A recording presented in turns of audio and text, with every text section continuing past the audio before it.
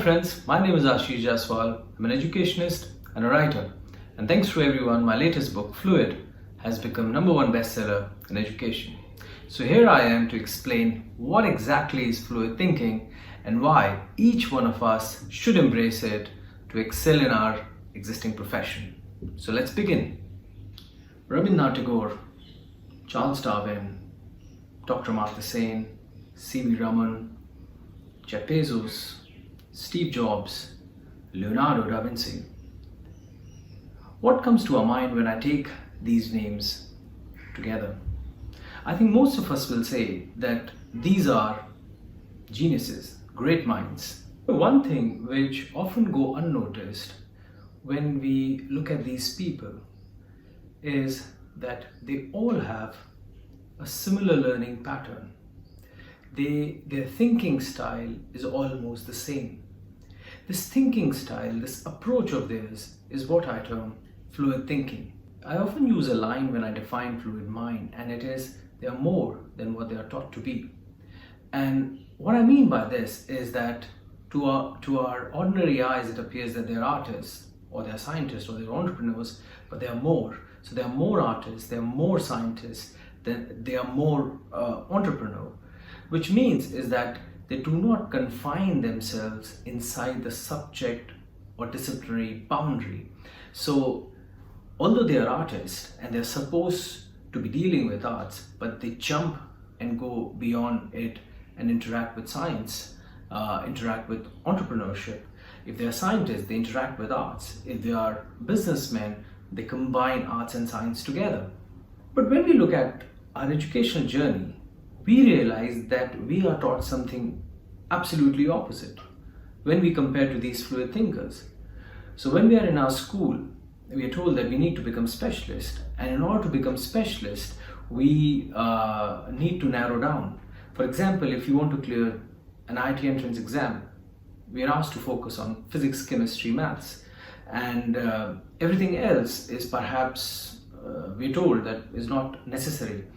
So on one hand, we have fluid thinkers who do not believe in the conventional definition of breaking the education into these subject boxes. And on the other hand, in our educational journey, we are told that we need to get into our disciplinary box and kind of reject what is outside that disciplinary box. So in a way, we are talking about two different approaches. So one of the criticisms which come from people who support specialization, who encourage students to narrow down in their subject field, they often come back and say that, you know, the names which I'm taking, these great minds, they're able to do so because they are born geniuses. They're born with this gift. They're gifted.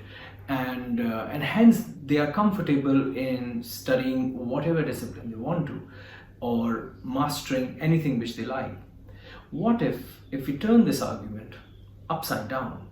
Now, just for a second, imagine that these people were able to become greats because of the very fact that they were breaking the subject boundaries. What if you start thinking in that manner? What if you think that because they were breaking the subject boundaries, because they were dabbling into various fields, because they were collecting knowledge from all across the disciplines, that is what made them what they were in the end, rather than thinking that they were born greats. For example, Yuval Harari and his masterpiece, Sapiens.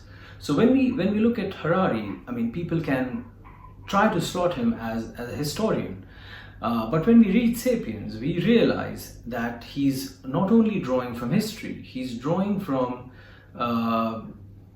evolutionary biology, he's drawing from technology, he's drawing from the world of artificial intelligence. He's a futurist. He's also a very smart storyteller. So what that shows is that Harari hasn't shied from interacting with these various fields and drawing knowledge and trying to assimilate and create an integrated picture.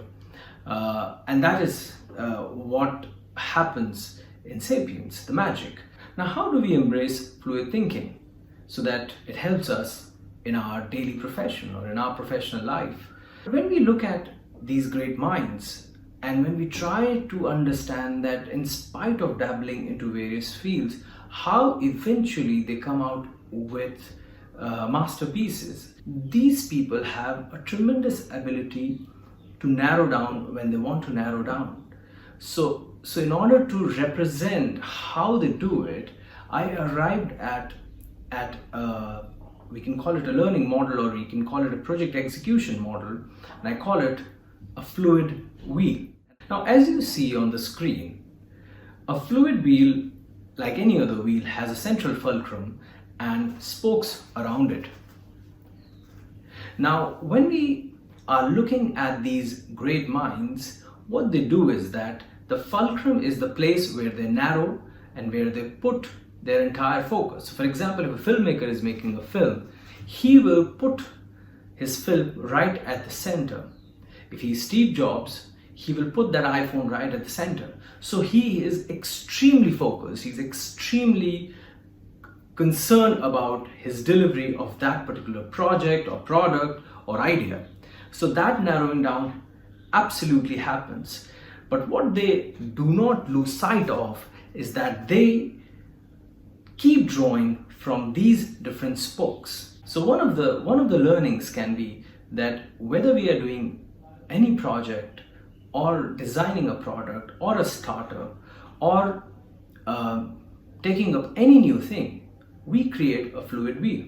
And in the center, we put what is our end objective. So that's exactly what Steve Jobs does, as I explain in my book. He puts the iPhone at the center and he opens up to gather knowledge from the arts, from the science, from technology, from the world of finance, brand, identity, and draws all of them to get towards this central fulcrum, and eventually creates this iPhone which cuts across all the disciplines. In my book, I give several examples of how we can design our fluid wheel, and how this designing of fluid wheel helps us in creating better products and better versions of ourselves. For example, I have given a fluid wheel of a smart city planner. I've also given a fluid wheel of a cardiothoracic surgeon. Now, for a cardiothoracic surgeon, his fulcrum would be heart. Similarly, we can create fluid wheel of a graphic designer or animator or an artist or a painter or a writer, filmmaker. What designing the fluid wheel can do is that it can force us to open up to fluid thinking and start thinking on those lines. So in order to go deeper into the subject, I think that I should recommend you my book, Fluid. And I'll leave you with this line: be more, be fluid. Thank you.